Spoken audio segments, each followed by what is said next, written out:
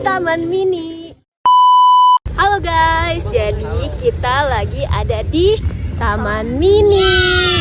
Ikutin keseruan kita hari ini ya.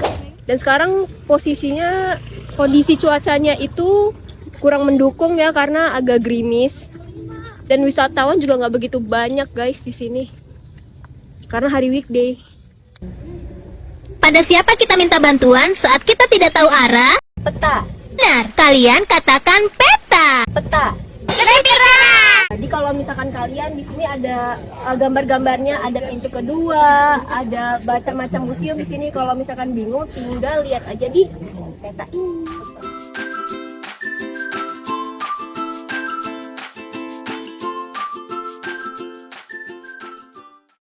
Nah, sekarang kita semua lagi nunggu di halte untuk naik shuttle bus karena kalau misalkan kita jalan kaki lumayan juga dan kondisi cuacanya yang gak mendukung karena lagi gerimis.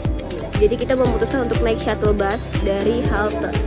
Oh iya, for your information ya guys, jadi di Taman Mini itu sekarang dalamnya nggak boleh menggunakan kendaraan bermotor. Jadi kalau misalkan kalian mau ke sini, kalian bisa sewa kendaraan listrik kayak sepeda listrik, motor listrik, ada skuter juga yang semuanya berbahan dasar listrik gitu.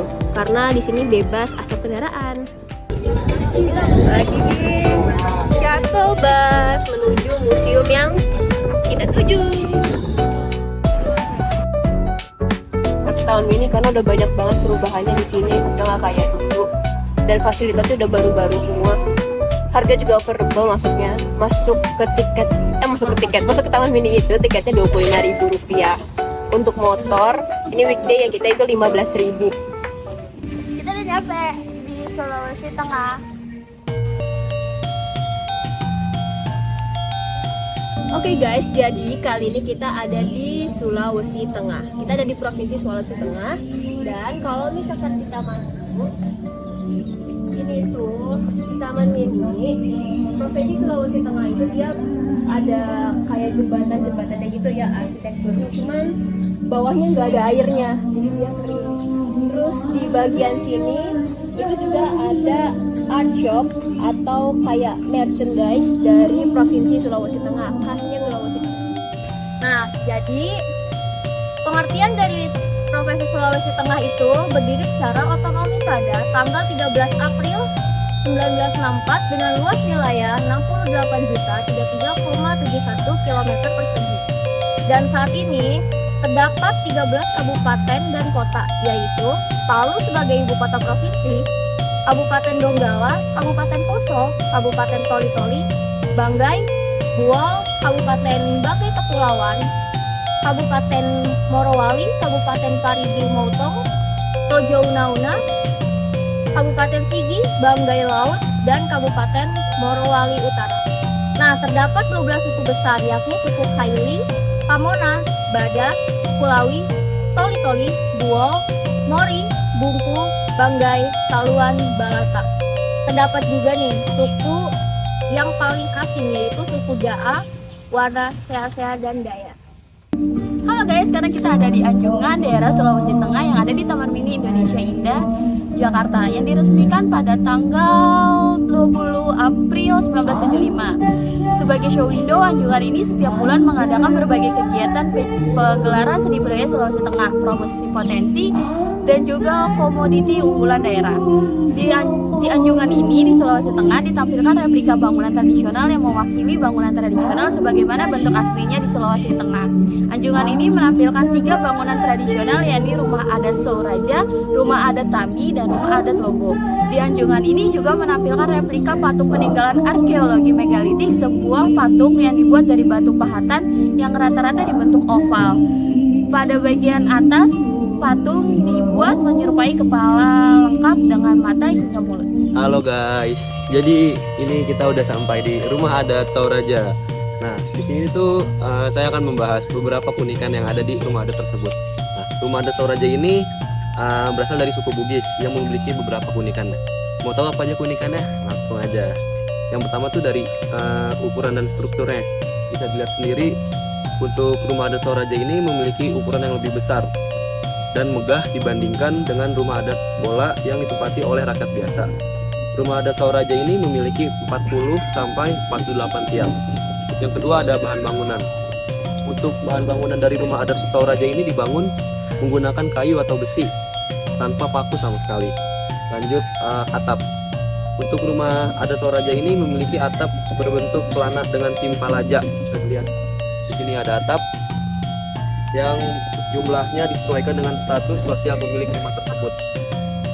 Lalu ada timba sila atau tambulayang. Timba sila atau tambulayang yang semakin banyak susunannya menunjukkan semakin tinggi derajat orang yang menempati rumah tersebut. Dan ada makna filosofis dari rumah adat Sauraja tersebut, yang dimana ini dipersonifikasikan sebagai tubuh manusia, dimana dengan bagian-bagian yang memiliki kaki, badan, hingga kepala. Untuk rumah adat Sauraja memiliki ruangan tamu, kamar tidur, gudang untuk menyimpan benda-benda pusaka dan peralatan pertanian, serta ruangan khusus untuk menyimpan makanan. Dan yang terakhir itu rumah adat Sauraja juga mempunyai pengaruh Islam, di mana rumah adat Sauraja itu terlihat dari arah rumah yang selalu menghadap ke kiblat. Halo guys, sekarang kita ada di Gampiri.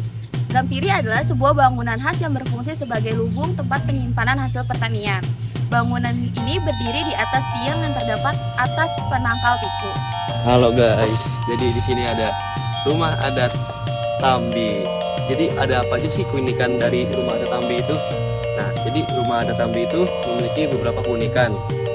Yang pertama tuh atapnya berbentuk prisma. Atap rumah adat Tambi berbentuk prisma dengan sudut sempit di bagian atasnya. Atap ini juga berfungsi sebagai dinding rumah. Lalu selanjutnya keunikan yang kedua yang penyangganya pendek. Rumah adat Tambi merupakan rumah panggung dengan tiang penyangga yang tidak lebih dari 1 meter. Bisa dilihat untuk tiang-tiangnya itu rumah adat Tambi ini pendek ya guys ya. Begitu. Lalu yang ketiga ada bahan bangunan. Nah, bahan bangunan dari rumah adat Tambi ini menggunakan kayu bonati. Yaitu kayu bonati yaitu kayu hutan yang kuat dan tidak mudah lapuk.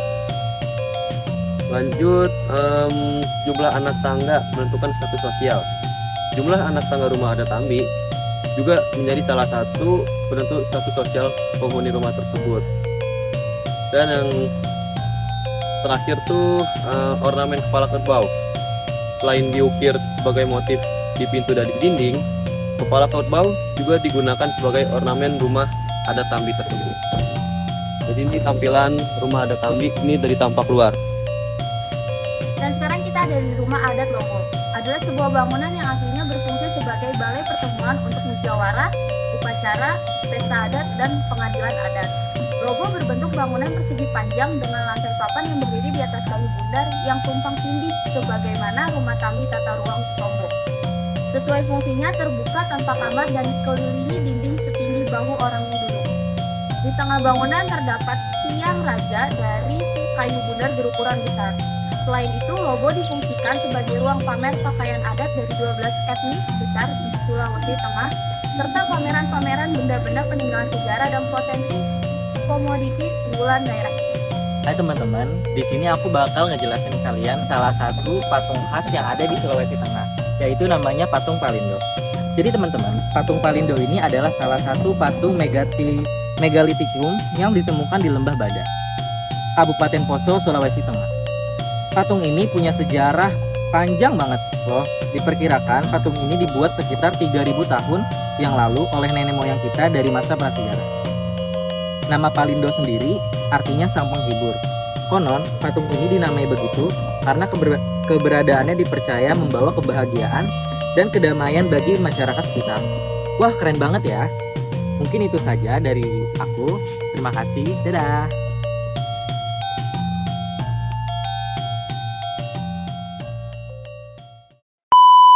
Oke guys, setelah usai perjalanan kita di Taman Mini untuk mereview rumah adat. Terima kasih yang udah menonton. Sampai jumpa di video selanjutnya. Dadah.